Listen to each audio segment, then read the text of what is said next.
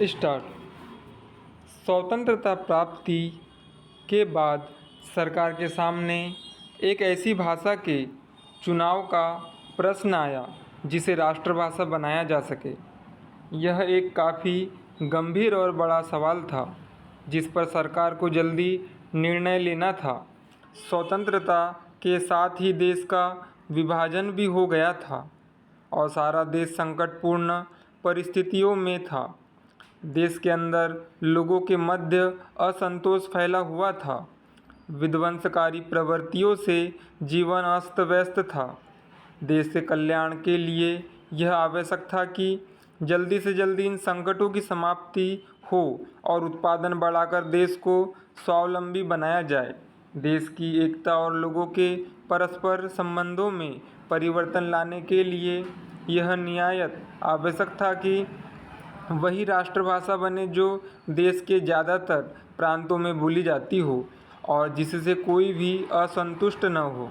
उस समय विश्वविद्यालयों में शिक्षा अंग्रेजी द्वारा दी जाती थी। हिंदी का कहीं कोई संरक्षक नहीं था।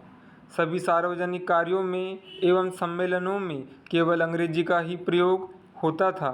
स्वतंत्र होने के बाद केवल अंग्रेजी के आधार पर निर्भर रहना नामुमकिन था। गंभीर विचार करने के बाद सरकार इस निष्कर्ष पर पहुंची कि हिंदी को ही राष्ट्रभाषा बनाया जाए, क्योंकि देश के ज़्यादातर हिस्सों में हिंदी व्यवहार में लाई जाती थी। तमाम शिक्षित व अशिक्षित लोग हिंदी समझते थे। यद्यपि कुछ लोग इसके खिलाफ भी थे और कहीं कहीं इसका विरोध भी हुआ, परंतु ज़्यादातर लोगों ने इस व्यवस्था को पसंद किया और इसका समर्थन किया। इसीलिए केंद्र सरकार ने हिंदी को राजभाषा घोषित किया। देश की एकता को महत्व देने वाला ऐसा कौन सा व्यक्ति होगा जो हिंदी का विरोध करेगा। समस्त राष्ट्रप्रेमी जनता ने इस व्यवस्था का समर्थन किया। वास्तव में हिंदी भाषा में इतने गुण विद्यमान है कि शायद ही कोई दूसरी भाषा इसका मुकाबला कर सके। पिछले कुछ वर्षों में हिंदी को प्रोत्साहन देने के लिए केंद्र सरकार द्वारा अनेक योजनाएं बनाई गई। कई समितियां बनाई ताकि उनकी सिफारिशों के अनुसार परस्पर परामर्श करके हिंदी को प्रत्येक परिवार तक पहुंचाने की दृष्टि से योजनाएं तैयार की जा सके। वास्तव में हिंदी के विकास के पीछे सरकार द्वारा संरक्षित अनेक सामाजिक व सांस्कृतिक संस्थाओं का भी काफ़ी हाथ रहा है। हिंदी में जनाब, कब्जा इत्यादि दूसरी भाषाओं के प्रचलित शब्दों को भी सम्मिलित कर लिया गया है। हिंदी के इस परिवर्तित रूप ने इसको लोकप्रिय बनाने में काफ़ी सहायता दी है। इस सब का परिणाम यह हुआ है कि आज हिंदी समझने वालों की संख्या पहले से बहुत ज़्यादा है। इसका परिवार बहुत विस्तृत है। इसमें संदेह नहीं कि भारत सरकार के संरक्षण में अगले कुछ वर्षों में यह संख्या अवश्य और भी ज़्यादा हो जाएगी।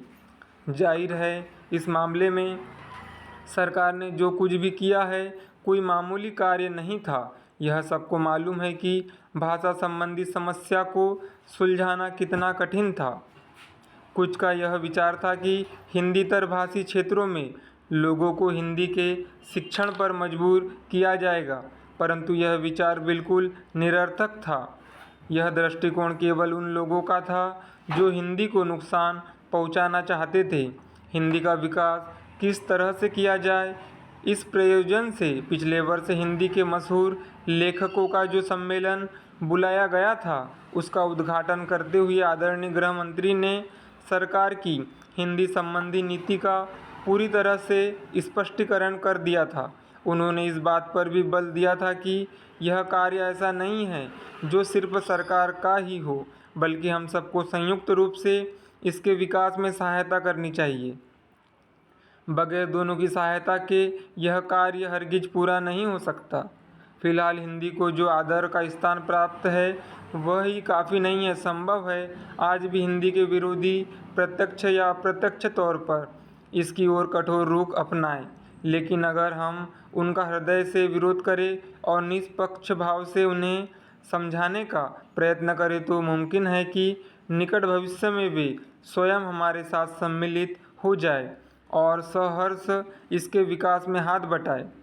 यदि हम चाहते हैं कि संसार में हिंदी को एक ऊंचा स्थान प्राप्त हो और संसार के ज़्यादातर लोग हमारे इस महान देश और हमारी ऊंची संस्कृति को ज़्यादा स्पष्ट तौर पर समझ सके, तो क्या मैं और क्या आप देश के प्रत्येक नौजवान का यह कर्तव्य हो जाता है कि वह हृदय से इसके विकास में सहायता दे। यह कार्य ऐसा नहीं है जो 1 या 2 सप्ताह या कुछ महीने में समाप्त हो जाए, बल्कि इसके लिए लंबे काल तथा अत्यंत धैर्य से प्रयत्न करने की ज़रूरत है। क्यों न हम अपने अपने निर्वाचन क्षेत्र से निर्वाचित सदस्यों को इस बात के लिए मजबूर करें कि वे संसद में ऐसे प्रस्ताव पास कराएं जिनसे हिंदी की निर्विघ्न उन्नति होती रहे। स्टॉप।